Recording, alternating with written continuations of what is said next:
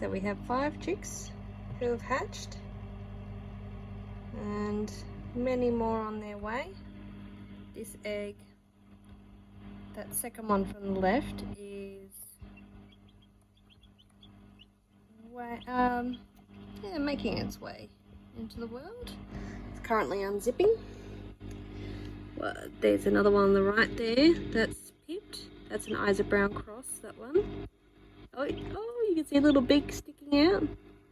They use their, they've got a little tooth on their beak that falls off a few days after birth. It's called the egg tooth. They use it to chip away at their egg. You can see it doing that right now. I always call them out of their egg because that's what their mother does. So there's 5 chicks. You can see pips all over. Plenty of them. Here's this little cute little one. These are all crossbred.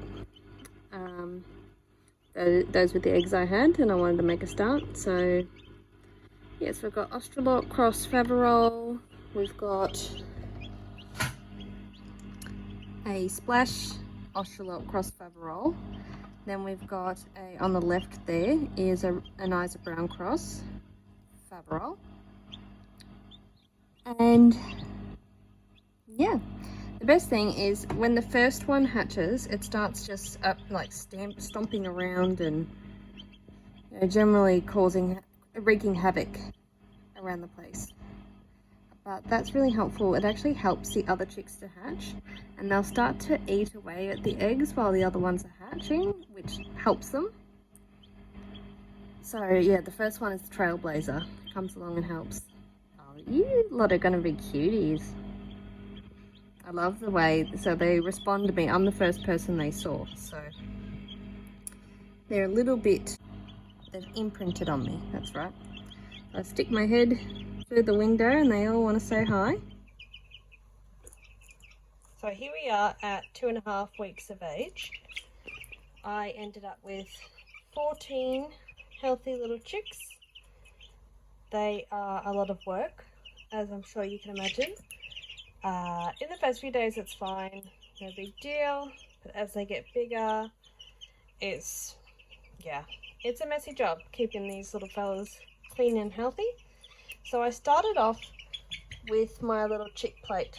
They sit underneath it and it keeps them warm, but now they're at an age where they can jump on top of it, so it's covered in poo. I don't like that. I've just cleaned it. So now I've swapped it out for a heat lamp, which doesn't really keep them terribly warm when they're really tiny, so that's why I go for the chick plate in these bigger cages. A little hanging drinker for them that keeps their water clean, which I like. Here's their chick star. I have only managed to source it in I think like a 5 kilo bag. I need more, considering I do more than one hatching cycle. That's okay, I just do my best. I think it cost me $10 for 5 kilograms. So it's not awful. Let's see, our range of breeds are this one's a little Brahma cross Polish, which is a bit of a crime against nature when you think about how big one is and how small the other is. This is what appears to be a male Faverolles cross Isa Brown. He's very cute. He's a little Australorp looking at me, probably a female, which I like. You might be wondering, how do I know that they're male or female? I'm looking at the comb. I might get some comments about different methods of sexing chicks, but a lot of the methods that are available are age and breed dependent. Some of them just don't work with certain breeds, or they only work with 1 or 2 breeds. I'm going to move the heat lamp out of the way, and I'm going to grab one to show you what I mean. This one, you, come here. Okay, here we are. Look at that comb, it's enormous. For a 2.5-week-old chick, that is way too big to be a girl. And it's got no tail forming yet, so that means almost 100% that'll be a boy. Their comb size and tail development. Girls develop their tails much faster than boys do. That looks like another boy there. Yes, unfortunately, I think at least 2 of those nice light coloured ones are boys. And we've got Charlie over there. So I've named them after the phonetic alphabet. They are Alpha all the way to Mike. And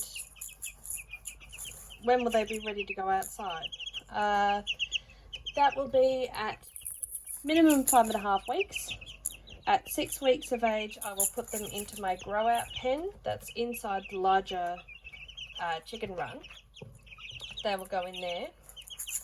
That way they're kept safe from my flock who might attack them, but they're also exposed to the flock, so they can all get used to each other, and by the time they're big enough that I'm comfortable letting them out, they're all very, aren't they all so curious, all coming over to say hello.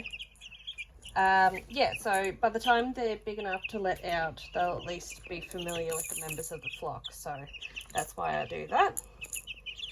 Yeah, if you're new here, please subscribe to the channel. Please let me know in the comments what sort of things you'd like me to make a video about in the future. I'm open to suggestions.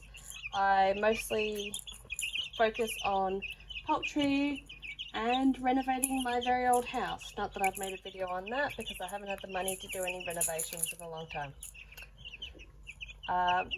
Until next time, please take care of yourself and I will see you soon.